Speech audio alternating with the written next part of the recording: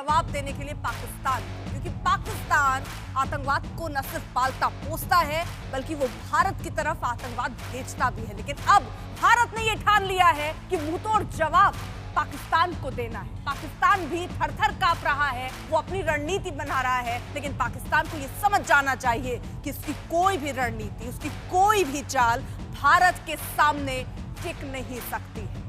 भारत ने अपनी रणनीति लगातार मजबूत की है, चाहे वो कूटनीतिक दृष्टि से हो या और जो फैसले भारत को लेने हैं वो भी अब पाकिस्तान को आगे चौंका सकते हैं। आपको बता दें, बस अब इंतजार है पाकिस्तान को सबक सिखाने का, पहलगाम आतंकी हमले का बदला लेने का। पाकिस्तान लगातार गुस्ताखी पे गुस्ताखी करता रहा है। इस बीच भारत की तैयारियां अब तेज है, वो पूरी रणनीति के साथ पाकिस्तान पर चौतरफा शिकंजा कस रहा है। वहीं आज पाकिस्तान की टेंशन बढ़ाने वाली तस्वीर भी सामने आई। भारत के ताकतवर लड़ाकू विमान आज गंगा एक्सप्रेस पर टच डाउन करेंगे, आसमान में गरजते हुए एक्सप्रेसवे के स्ट्रिप को छुएंगे। गंगा एक्सप्रेसवे में ये रात 9 बजे से 10 बजे के बीच भारत के लड़ाकू विमान दूसरे राउंड का अभ्यास करेंगे। ये पहली बार है जब देश में इस तरह का नाइट लैंडिंग शो हो रहा है। इस दौरान एक्सप्रेसवे में लैंडिंग की जाएगी। तो गंगा एक्सप्रेसवे पर लड़ाकू विमानों की लैंडिंग होगी। आपको बता दें, दरअसल ये बहुत दिलचस्प, रात से 9 से 10 बजे रात में ये होने वाला है जब भारत के लड़ाकू विमान दूसरे राउंड का अभ्यास करेंगे। और ये पहली बार है जब देश में इस तरह की नाइट लैंडिंग शो हो रहा है। यानी अगर ऐसी नौबत आती है कि रात के समय चुना जाए, युद्ध जैसी परिस्थितियां, विपरीत परिस्थितियां बनती हैं, तो क्या भारत उसके लिए तैयार है? अपनी क्षमता दिखाने का ये मौका, और भारत अब ये देश और दुनिया को दिखाने वाला है।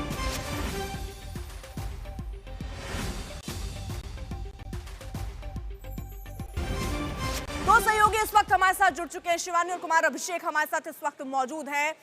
सबसे पहले कुमार अभिषेक, जरा आपसे जानना चाहूंगी, क्योंकि देखिए भारत अपनी ताकत लगातार दिखा रहा है, अब कुछ ऐसा होने वाला है जो अभी नहीं हुआ। नाइट में लैंडिंग, टचडाउन तो हमने देखे, लेकिन ये लैंडिंग हमने नहीं देखी। लेकिन भारत ये दिखा रहा है कि कैसे वो अब और मजबूत और ताकतवर हो गया है।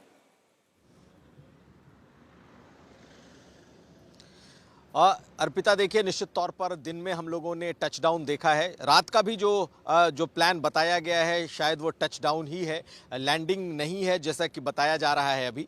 लेकिन रात को 9 से 10 के बीच में जितने भी लड़ाकू विमान हैं, जो फ्रंटलाइन फाइटर्स एयरक्राफ्ट हैं, जिसमें राफेल जिसने आज दिन में अभ्यास किया, MiG-29, सुखोई 30, ये तमाम, इसके अलावा जैगुआर, इन चारों ने टचडाउन किया। उसके पहले AN-32 और हरकुलियस, जो उनके बड़े विमान हैं जिससे कि ढोए जा सकते हैं सामान, वैसे विमानों ने अभ्यास किया। और आखिर में MI-17 जिस तरीके से ऑपरेशन में वो शामिल होती है, उसका अभ्यास किया गया। लेकिन ये पहली बार है जब इस बड़े गंगा एक्सप्रेसवे पे, जो अभी शुरू भी नहीं हुआ है, वहाँ पर आज रात की लैंडिंग या रात का टचडाउन होगा। हम थोड़े आपकी तस्वीरें दिखा दें।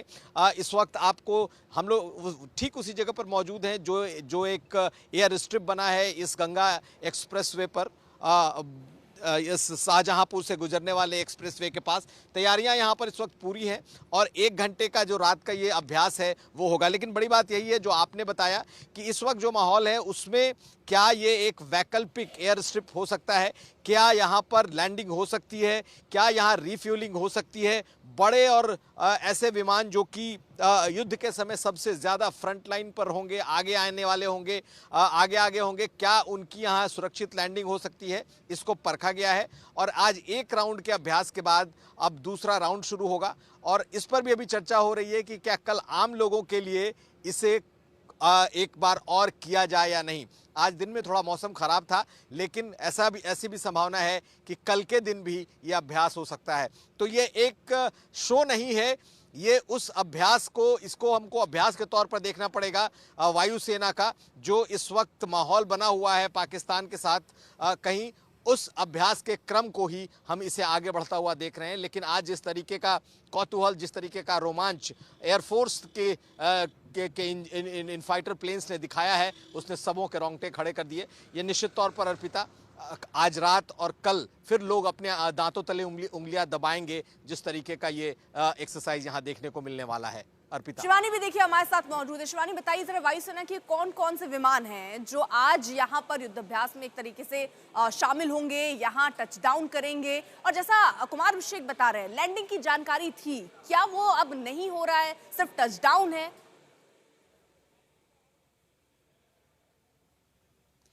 अर्पिता, मैं आपको बता दूं कि देखिए, जब भी युद्ध होता है तो कोई एक तरह का विमान उसमें हिस्सा नहीं लेता है, उसमें तमाम अलग अलग तरह के विमान होते हैं। और यहाँ पर भी जो टचडाउन एक्सरसाइज है उसमें अलग अलग फाइटर्स हैं, जिसमें रफाल पहली बार ऐसे टचडाउन और लैंडिंग के ऑपरेशन में किसी इमरजेंसी लैंडिंग स्ट्रिप पर हिस्सा ले रहा है।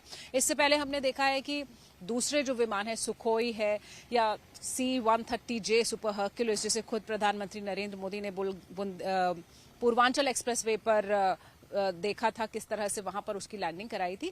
लेकिन यहां पर ये पूरा बेड़ा शामिल है, चाहे वो ट्रांसपोर्ट एयरक्राफ्ट हो, जिसमें AN-32 जो पारंपरिक ट्रांसपोर्ट एयरक्राफ्ट है भारतीय वायुसेना का, जिसके जरिए डिप्लॉयमेंट्स भी होते हैं, साजो सामान भी ले जाया जाता है। C-130J सुपर हर्क्यूलिस जो एक बड़ा विमान है, जिसके जरिए आपने देखा होगा पिछले दिनों जब भूकंप आया था तो म्यांमार में भी बहुत बड़ी एड इसी विमान से ले जाई गई थी और तमाम बड़े ऑपरेशंस के लिए इसको इस्तेमाल किया जाता है।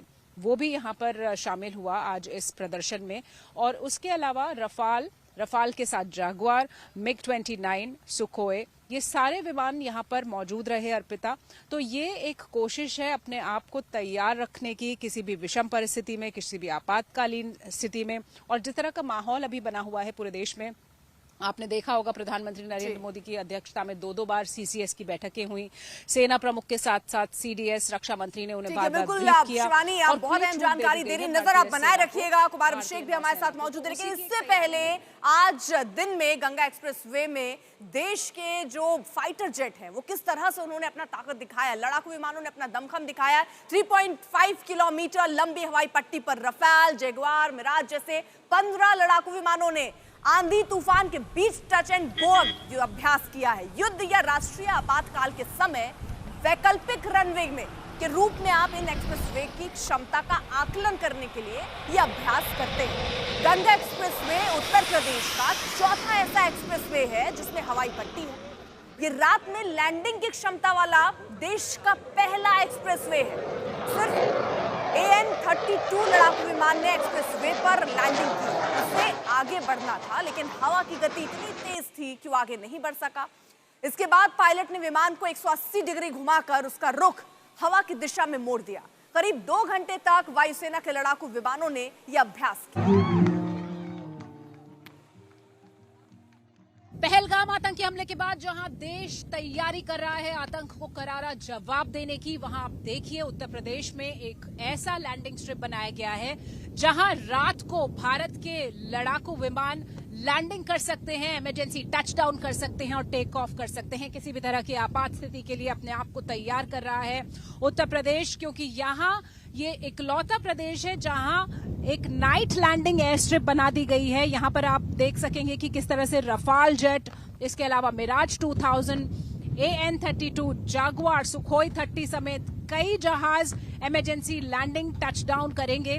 और ये खास तकनीक से बनाया गया है। जो अप्रोच लाइटिंग होती है उसकी बात करें, नेविगेशन सिस्टम्स की बात करें, उन सबको यहाँ इस इमरजेंसी लैंडिंग स्ट्रिप पर तैयार रखा गया है, ताकि अगर आपातकाल हो, कोई ऑपरेशन करना पड़े, त्वरित ऑपरेशंस करने पड़े, तो वक्त कम से कम हो और दुश्मन पर प्रहार ज्यादा से ज्यादा हो। और यहाँ पर 3.5 किलोमीटर लंबा ये लैंडिंग स्ट्रिप है।